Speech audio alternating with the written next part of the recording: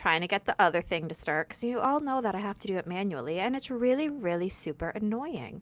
But it's about to happen, and I'm just gonna ramble until it does happen. There we go. Now we're on Rumble too. How exciting! So, welcome everybody to the Write or Die show this Tuesday afternoon. I actually have a lot of energy today compared to most days, because at work they gave me this new project that actually makes me get to think and be a little more creative. And I'm like, oh my gosh, I'm not doing the same tedious job over and over. I get to do stuff. Yes, I'm so excited. So it is fun. And after work, which is actually the reason why we're starting just a little bit early. And thank you so much for agreeing to start just a little bit early. My co-producer is coming over, though. You know how we're working on that indie film script. Yeah, y'all know what I'm talking about. You better. She is coming over. We're gonna spend a few hours and we're gonna work real hard at this script, and hopefully it's gonna come to fruition sooner rather than later. Not hopefully, it will, because we are working so diligently. So I'm very excited for that. So I have to save some of that oomph and energy.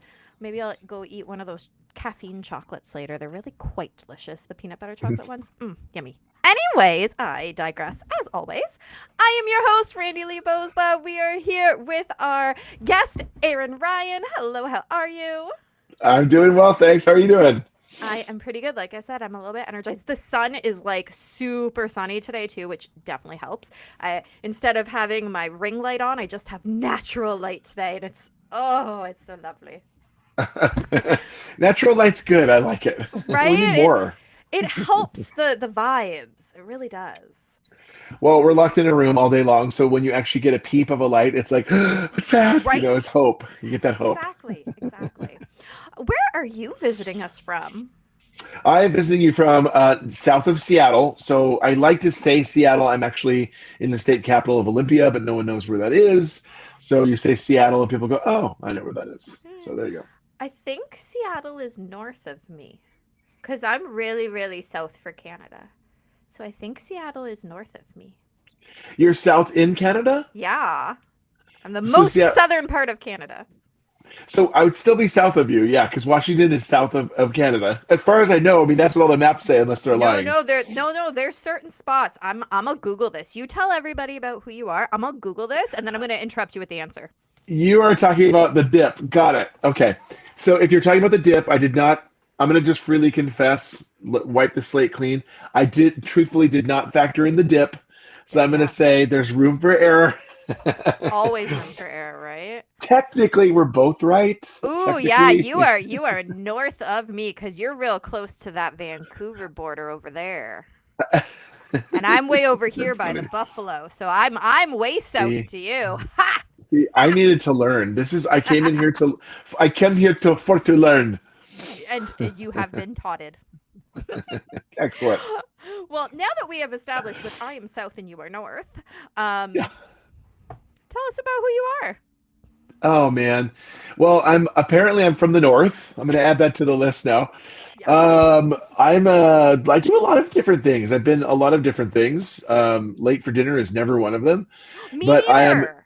You can't. It's just you need the foods. Right.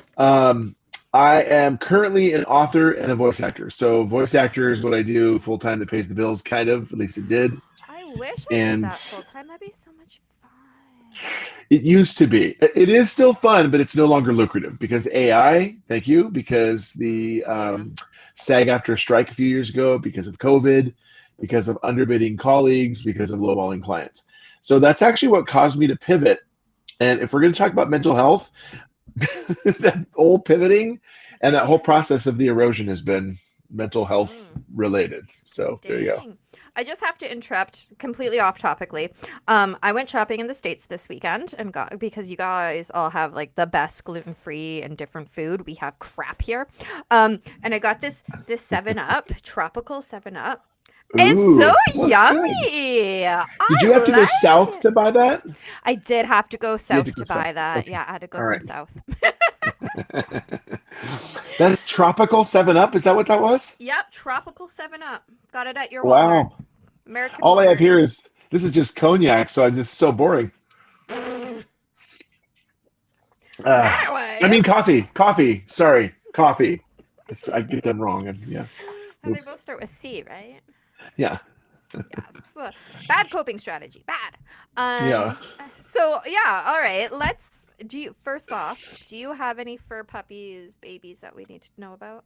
I do. And if I could disable this, I don't know if I can actually do it live. I If I don't think could you disable, can. yeah, I'd have to like print out a picture and show it to you. She is occupying the seat in the booth.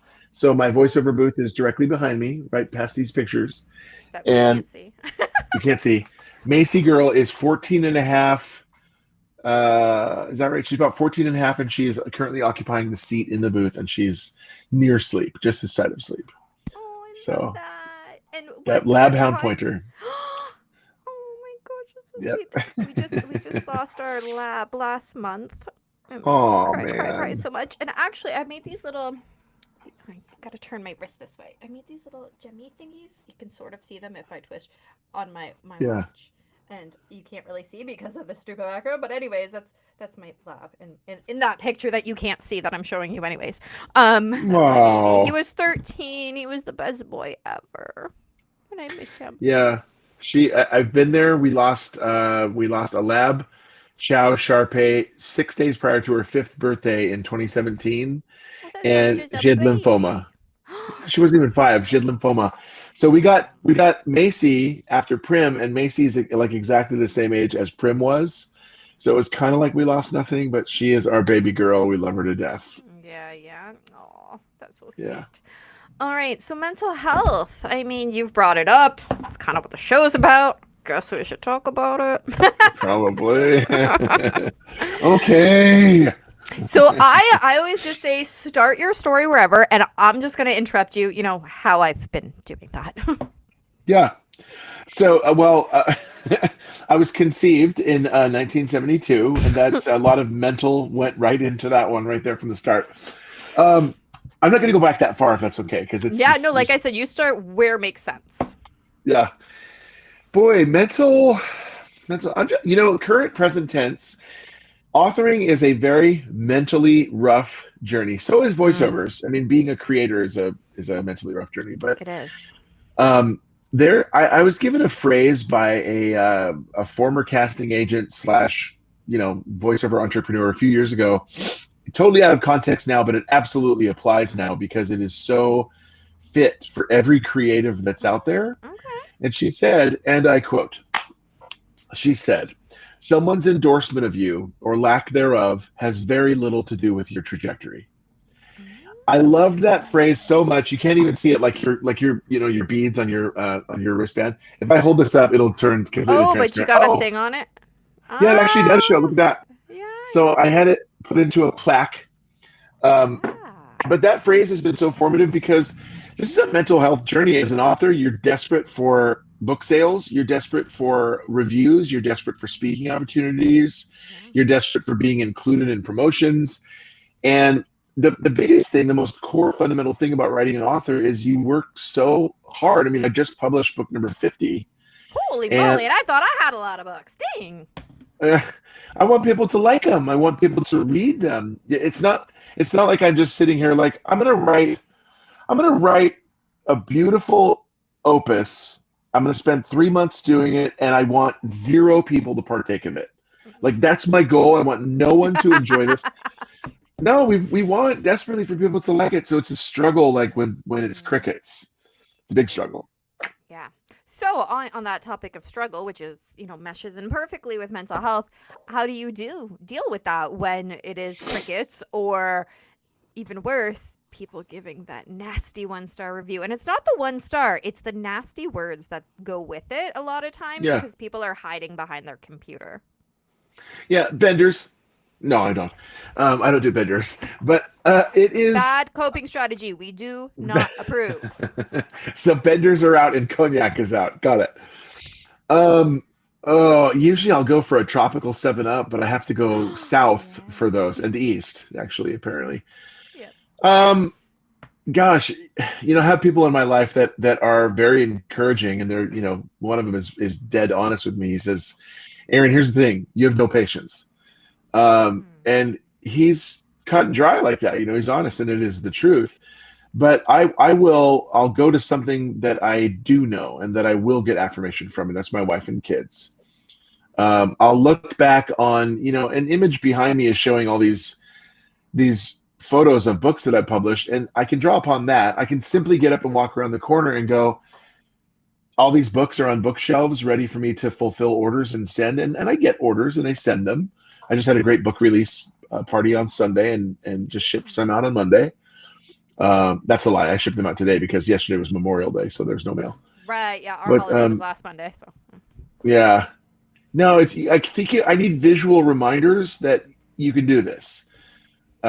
Even writing fiction, like in the middle of like a writer's block episode, I will deliberately take an off ramp off the highway of fiction, and I'll take that side route into nonfiction, and I'll write about my wife. I'll write about my sons, and those have turned into beautiful books that I had no intention to write. But it reminds me, okay, these do work. This heart and this brain do work. All right, let's do this again. I off ramp and do kids books. Yeah, they work too. So I off ramp and I'll do kids books. So I get it. Yeah. They work too, absolutely. And they're as long as you write a good story, they can happen pretty quickly as long as you got a good illustrator. Well, see, I have a good illustrator, but she's slow as shit. You know why? She's my bloody kid. She's so good at it, and yes, I do pay her. All right, hey, that's great. Because she is producing work for me. But she's so freaking slow at it. Oh my god! Kids. Every day I'm like, "Can you maybe do this?" And she's like, "I'm working on something else." And I'm like, "Cool." But can you do this? I need it done by 6 or 7, honey, and then she'll go 6, 7, and you're like, oh. Uh-huh. Yeah. No, that would be my grandson that does that. And you say 6 or 7, 6, 7, 6, 7. I'm just like, oh my gosh. I don't know where it came from. I don't care. My 6-year-old is turning 7 in June, and then we are over it finally. So I can't wait. You'll never be over it because for some reason it's 6 or 7 comes up so much. Like it just does naturally. And then the kids call you out and you're like, oh my gosh, why did I say that? All you have to do is count and you're toast. Yep. Right? Exactly. So visual reminders, that's a really good one. That's one that, doesn't come up a lot for people as like a top thing, which I love talking to people and them coming up with things that I'm like, oh yeah, people have said that, but like not often, because it's great reminders for everybody. I used to, and we did some renos and painting and stuff, so I don't have it up anymore, but I used to have little printed out affirmations, like cute little pictures, and I'd have one like in the bathroom and in the kitchen. I used to have one right beside my bedroom door, but I painted my room, and they were just like printed out from just a printer, right? So when I took it down, it kind of got crinkly and yucky. But they were great, and I loved them. So you know what I did? I just tattooed it straight on my arm. It's all good. That works too. No, it's true. Like I have to see the visual reminders and stuff. But one thing that is really true is I think I kind of get angry and vengeful, and I will you're not going to beat me. And I'll get to the computer and I'll set up some promotions right away if something isn't happening or a book I feel like it's drifting into obscurity. And I'll get angry. I'll get competitive, and I'll sign up for more promotions. So it's an endless money pit, of course. But signing up for those promotions to get things going again and greasing that wheel. I don't go quietly into the night. I'm not going to go out with a whimper. Like I really do want to go out with a bang. So the only way that you do that is like, for me, it's by taking action in the middle of that inaction. Granted, if I'm frustrated, I do need a little bit of a break. So I'll do like Mac checkers, and I'll play with some random opponent out there who hopefully I can beat. Or watch Facebook Reels and doom scroll for, a half hour. Right. But then I do tend to take action and say, like, I got to do something. Yeah, which is awesome. Now, doom scrolling is a whole other nasty ballgame sometimes. But you know what you got to do? You got to do fluffy scrolling. I just made that up right this second. Okay. Fluffy scrolling. Yeah, just animal videos.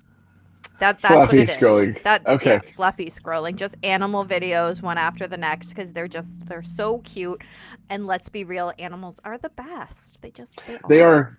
I'm becoming a cat person, and I never thought I would say that. Like I love my dog. I've always loved my dogs, But I have a special place in my heart for Winnie, for Sir Winston, who is our domestic short hair. He's 5 years old, I think. We got him, independently and stuff, but he loves my son. My son is his favorite person, my 10-year-old. Oh, I love But that. he's such a good cat. He really is. Oh, I love that. Yeah, when my husband and I first got together, he was not a cat person. No, not a cat person at all. But I already had a cat, Diamond. Actually, I have a tattoo of her because I love her and I miss her. My kid Hi, drew Diamond. this. See, this is why I'm saying my illustrator is great. My kid drew it, Ooh, and she should that's do what she children's books. right. That's what I'm saying. And she drew that 6-7 years ago.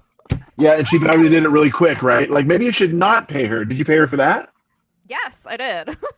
Oh, okay. Well, my logic doesn't hold up. Anyway. No, she's very much I did work, I get paid. And I'm like, well, yeah, that's true. You did work, you get paid. But so like it's fantastic. She does great work. But anyway, so when we got together, he was not a cat person, but Diamond was just like the best cat ever, and so he Won him became a over. cat person. Yeah, and like I said, she has since gone now. She was 19. I had her like my whole life. Oh. Wow. Yes. And we got other cats, and he's like, you tricked me. I'm like, what do you mean I tricked you? He goes, none of these other cats are like Diamond. I thought it was a cat. And he's still, like, he loves the cats that we have, but they're not like her, right? So Yeah. I tricked him into becoming a cat person. And now he sleeps with all the cats. There you go. I never thought I would love another animal more than I loved Primrose. Primrose was a lab chow Shar-Pei, and again, she, 6 days prior to her 5th birthday, we had to put her down because she was in so much discomfort and these big old lymphoma balls underneath her jowls, and she was so sweet. But I loved her to death. But Macy, like her tail, has no off switch. She is incredibly gentle and sweet. Yeah. She loves you. Like you're coming down the stairs. Prim didn't do this. Like I'm not going to speak ill of the dead because of course I love Prim, but comparatively, when you're coming down the stairs, you're hearing the thump of her tail against the floor before you even get down Freddie. there. Yeah, that was our Freddie. Thump, thump, thump. The first She's morning. Awesome. Yeah, the first morning when I woke up after Fred, and I'm like, it's so quiet. And like we have a couple other dogs, but they don't have the same thump, thump, thump tail, right? They're just sleeping, they're passed out, and I'm like, there's no thump, thump, thump, and I start bawling my eyes out in the morning. I'm like, it's not okay. I need a thump thump right away. Right, I need this. Yeah. It was. I still am like, I miss my Freddie because he was also the most snuggly dog you will ever have met in your life. Like, it's funny. I watch these. I love watching TikToks or whatever, and people are like, "Now remember, dogs don't want you to cuddle them too much. They don't like hugs." And I'm like, "No, you haven't met my dog, because if you don't hug him and cuddle him, he gets mad at you." Yeah, that's Macy. Although you can't lay still with her, she's like, "What are you doing? Why are you not? You must be doing something." So if you're not petting her, if you're not stroking her ear, if you're not actively engaged with her, she's out of here. She just totally checks out and get up and walks away. That's how Zen is, our shepherd husky. If you're petting him or whatever, he's like, okay, I'll chill for a hot second. But no, Freddie was like literally just, I would go to bed, I'd be like, hey, it's bedtime, and he would crawl up. And if I did not move over enough on the bed to give him space to lay directly beside me, he would just stand there and stare at me. So then I'd move over a little bit, then he'd crawl up and curl up in the ball, like literally how you would like spoon somebody, right? And crawl up right there because he wanted you to put your arm around him and hug him the whole night long. See, that's where she'll differ. That's where Macy will differ because you can spoon her, and you should spoon her. She is a very spoonable dog. I don't know. It's the weirdest sentence I've ever put together, but she is. But you have to you can't not move. You must be in motion at all times, or she's like, I don't know what you're doing here. Like, this is just too uncomfortable, and she has to leave. The other thing is if she's on the bed and you do anything that's under the covers that she can't see, like the monkey under the covers, that terrifies her or something. She's out of there. So she'll bound off the bed. It's so funny. Gosh. That is hilarious. Animals are they're literally the best things in the world, and we do not deserve them as humans. They're four-legged humans. Yeah, they're better than humans. They're so much better than humans. Yeah. Anyways, I guess we should get back on topic. So if we're talking, you talked about what to do if the whole, oh, is this gonna work? People are being mean. We talked about that. But what about um on your thing you said imposter syndrome, you know? Yeah, Am I really an author? Am I really a voice actor? How do you deal with that? Cuz that is really difficult at times. I don't know that I've dealt with that so much as an author, but I definitely dealt with it as a voice actor. As a voice actor, that's my other career. That's the one that actually, puts Yep, food on pays our the table. money. Yeah, that is, it's such a unique pursuit because I mean, granted, there's so many authors out there as well, Yeah. but for voiceovers, we can all kind of sound very similar, and we're trained. You know how when you watch the news, everyone's like, and a dog got a home. They always talk that exact same Oh, way. yeah, it's so annoying. We are kind of we fold into that as well a little bit as voice actors, and we kind of can fall into the habit of delivering lines, the exact same way. So you really have to stand out in an audition and be a unique voice that way. And so when you do that, you're trying to figure out, how am I different from everyone else? How am I, in what way can I possibly make this different than everyone else? And it's really hard to do that. Plus, you have all these people that are staples in the voiceover industry. They're getting all the jobs because they're so familiar to everybody. Mm. What I did is what I did is I tried to develop what's called backstory. So anytime I was going into an audition, you do read the description, you do read the specs for the person that they're casting, that they want to cast, Yeah. and you read the script to yourself, and you figure out who you are in the script and who you're talking to in the script. Okay. That helps you figure out, all right, so I'm going to go back a little bit before that and kind of figure out quickly what led up to this moment so that you're Mm. you're rolling right into it. It's not a cold start. Okay, yeah, Um, that makes sense. it's a ramp up, I guess. Yeah. So authoring isn't totally different from that because you do imposter syndrome. Who am I? You've got J.R.R. Tolkien and J.K. Rowling and Suzanne Collins and John Grisham and Michael Crichton and Tom And Clancy and and and and and yeah. How am I unique in any way?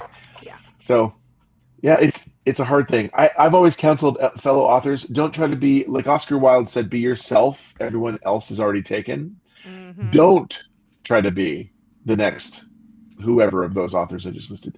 Don't do that. Occasional tip of the hat or a nod, fine, Yeah. but find your unique voice. Exactly. So when you're having those moments of, oh, am I good enough at this? Especially probably at the beginning of your career. Like let's think back Yeah. at the beginning of your career. How did you deal with it? Well, again, authoring, I was just like, I was too stupid to think I couldn't do it. Um, Even though no, in any part of your life, in any career yeah, choice or hobby or anything. I was definitely gonna say voiceovers, and Mm-mm. and music performing. Voiceovers, it was like I don't know. I need to just try, and eventually, I think just through acclimation, you get comfortable with your role. But you have to be brave enough to try every single time and try again. Giving up is not an option with me, and so giving up has to not be an option for you. Singing, another thing, I felt like such an imposter because honestly, an imposter is someone who is trying to be someone else. Yeah. And this is going to sound dorky, but I grew up with Michael Jackson as my primary performer influence.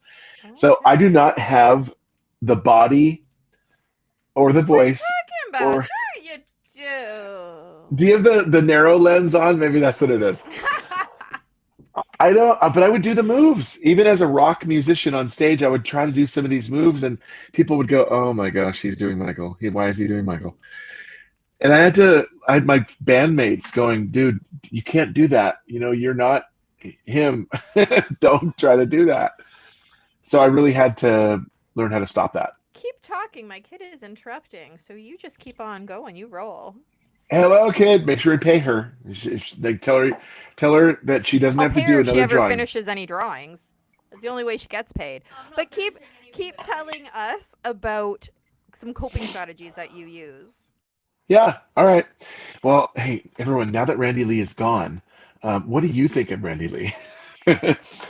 Um, Coping strategies for me, again, I have to I have to push my way through it. I really have to push my way through something. It's a block, just like writer's block. I have to push my way through something. But there's also something that you can do, and that's taking an off ramp from where you're stuck. If something isn't working, if you're banging your head against a wall, it only makes sense to pull back and not drive into that wall of that building again. Pull back, analyze the situation, and then go left or right around it. Find a way around it. I love the phrase, you can't steer your life by the rear view mirror, because you're going like this, you're going to crash into a tree. This does not steer the car. I shouldn't have to say that. People think that it does.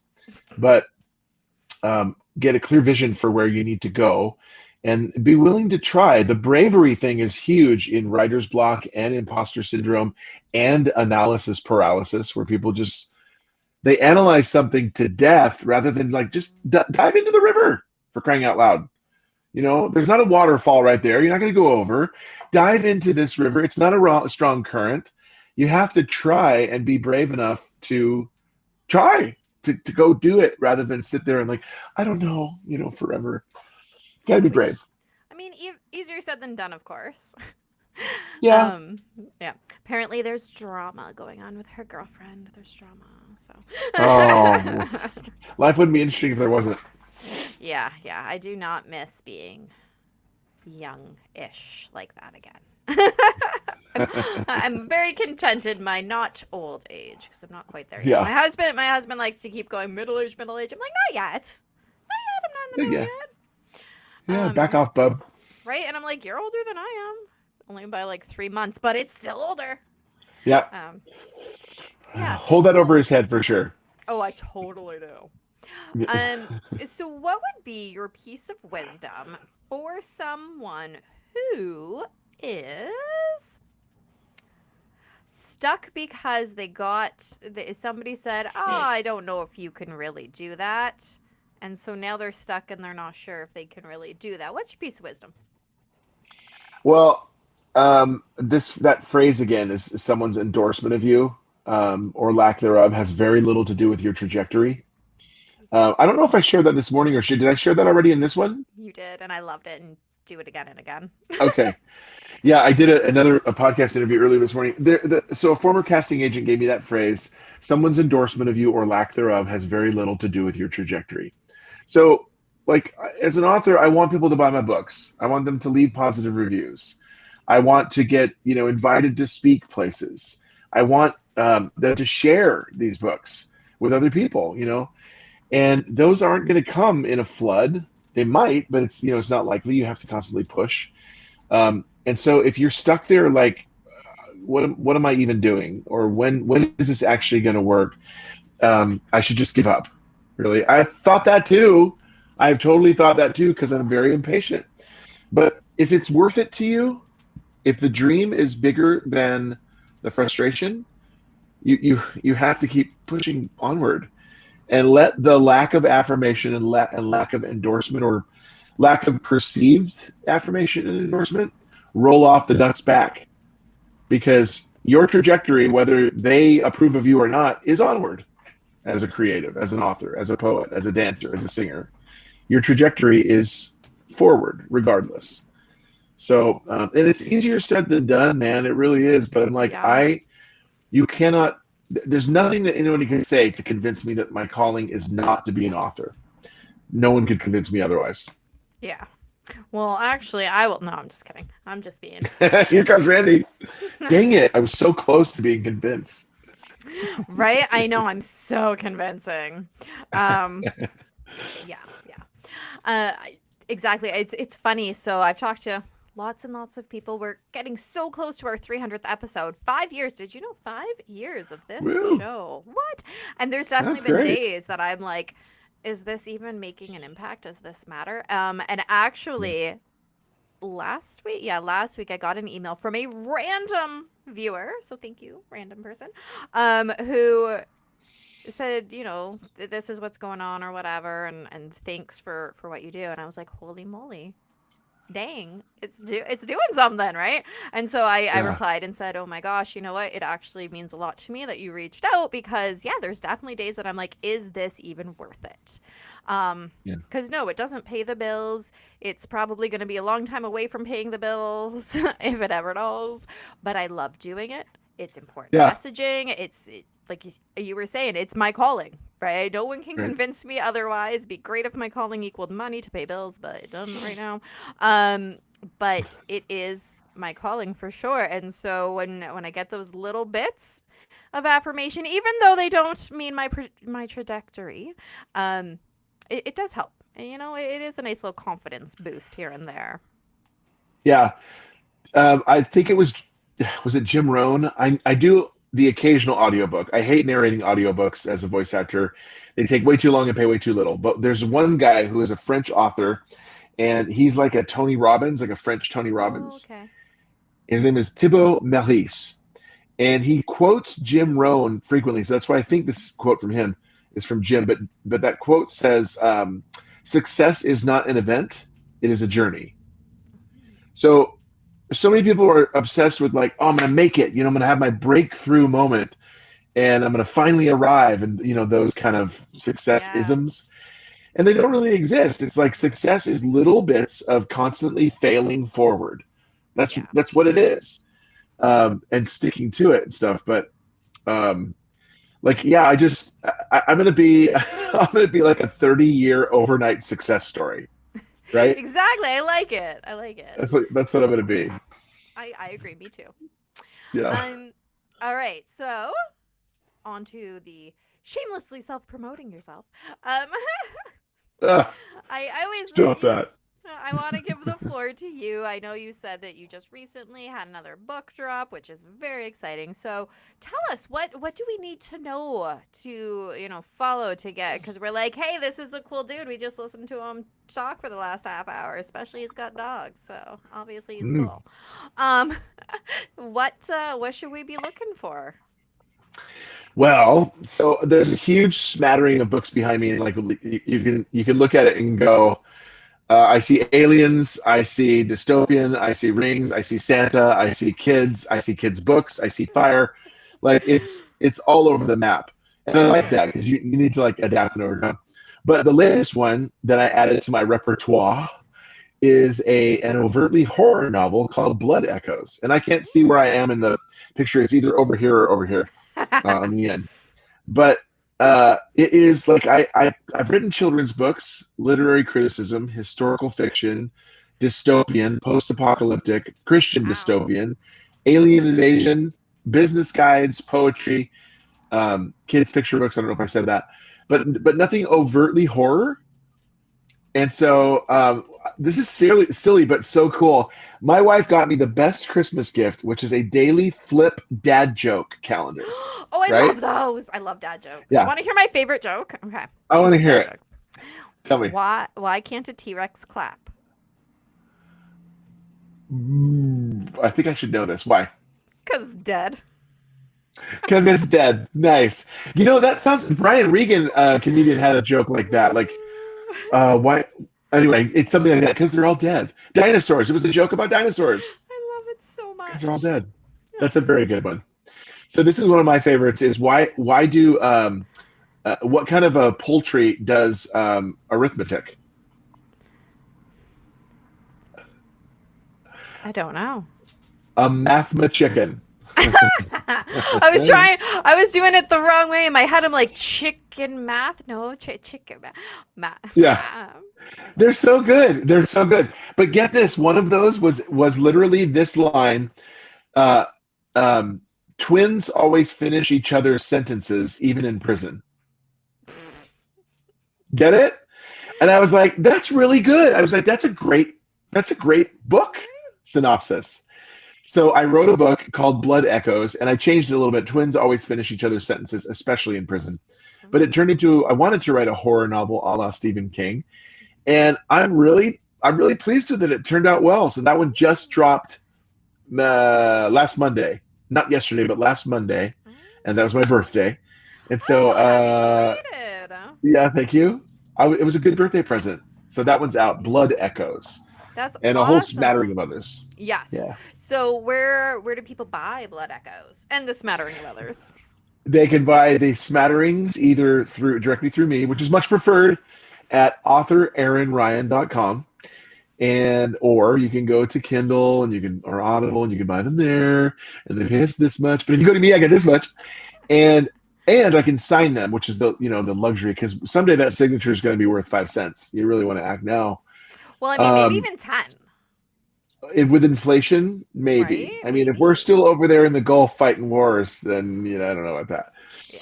But yeah, it's authoraaronryan.com, or just search on Kindle or search on Audible, because I'm a voice actor. I record my own audiobooks, so they're available in that form too. Awesome. I love audiobooks, and I know that authors, we only make a small off of them, but also I love audiobooks, so too bad. That's what you're getting. At Yeah, least I'm getting it. yeah, that's what you do. And where do people follow you? The best place, you can sign up on the blog at authoraaronryan.com, or I'm going to tell you a little secret. You can go to authoraaronryangroup.com, which that will forward you to a private and exclusive Facebook group. Yeah, there's no scammers, there's no spammers. And that really matters to authors, because I get 30 of these emails every blessed day. Mm-hmm. AuthorAaronRyanGroup.com takes you to a private and exclusive Facebook group where you will, if you're an author, you'll find author tips. You will get discount codes and giveaways for books. You will get news on my books that I've had adapted for the screen and are being pitched to streaming networks. You get upcoming Oh, releases, all that stuff. So yeah, AuthorAaronRyan.com, AuthorAaronRyanGroup.com. excellent. Well, thank you so much for coming on the show. It was so much fun, actually. I say actually, like I thought it wasn't gonna be What do you fun, mean? and right, that was Do I that was look like a really giant letdown? well. No, I'm just kidding. I don't know about this guy. That's what you said when you first saw me. Right, I'm like, oh, I don't know that red shirt. I don't know, red. But did Um, you read the red shirt? You're a writer. Did you well, read I the red didn't read shirt? all of it. I couldn't see all of it. Okay, writer is the okay. I should read it out loud so that people who aren't Yeah. watching. Okay, so oh, the screen went fuzzy for a sec. Okay, being a writer is the best way I know how to get paid for. I can't see the rest. For being insane. Yes. Oh my gosh, I love that. I need that in my life, actually. Yeah, your Yep, great your shirt. your name tag on the thing kind of cut off the little bottom. I tried to move it over this way because where I see it, it was there. So I was Oh here, yeah, so I moved but you here. actually moved it Yeah. Yeah, away see. like towards it on that one. You were right Uh, to suspect me as a poor guest from the start. right, exactly. No, no. Well, you were fantastic. I had fun. I hope everybody who listened Thank you. had fun because we talk about some really important stuff in a really fun way. Because let's be real, life happens. Life is hard. Mental health happens. It can be hard, but we don't have to make it horrible. If we talk Yeah. about it in a fun way, then we're going to start to try and end that stigma and let people just be who they are. Yeah. Can I add something on that? Because Yes, I can. love that this is the subject of your podcast. Depression is so real. And I just read a post the other day from someone on Reddit, and I'm part of, I admin 3 Facebook groups comprised of roughly 50,000 authors. Wow. Reddit, I'm active on Reddit. And someone was posting, I worked so hard on this book. It's from my heart. I slaved over it. All I'm getting are crickets and no reviews. And they literally said, I just want to K myself. Mm. And I just went like, man, you can't, I get it, but you can't tie your identity into your creation. Yeah. The depression is absolutely real. The phenomenon of depression is not a phenomenon. It's a real life Mm-hmm. facet of believing so deeply in something that you want other people to believe in as well. So take that breath and that step away. Know that your feelings are absolutely valid to want people so badly to appreciate what you do. Give it time. Just breathe. Remember to breathe and go slow and give it time, and don't tie your identity into your creative work. Your identity is a worthy, worthful human being. This creation is secondary. It's not your identity. So we got to remember that too. That was beautifully said. Oh, you just redeemed yourself as a guest. God, I'm gonna go get a tropical 7-Up now. Yes. Oh wait, I have to go north. Yeah, exactly. No, you have to go south and east. I have to go south and east. Yeah, See, yeah, I still did it wrong. Never mind. I'm just gonna exit stage left while I can. Oh my gosh, this was great. Hit the like and subscribe button if you have not already. Share these episodes out. Let's go all the way to 400 subscribers now that we're over 350 because it's awesome. Like I said, we talk about great things. Be sure to follow authoraaronryan.com and go pick up his book as well. Remember, my next book is dropping June 20th. Just saying, just throwing it out there. Not horror, it's nonfiction. So, if you're looking for things about addiction and death, June 20th, Goodbye Too Soon, A Family's Lost by Drug Overdose. That's the one for you. And that is the book that I'm working on that script for. So stay tuned for more information about that film because, yes, I always said I was going to make a movie. I always said I was going to be a famous actor. Famous can be many things. And I'm gonna do it. I'm gonna do it. Yeah, exactly. Thank you everybody for watching. And remember, the only way to end the stigma of mental health is to speak openly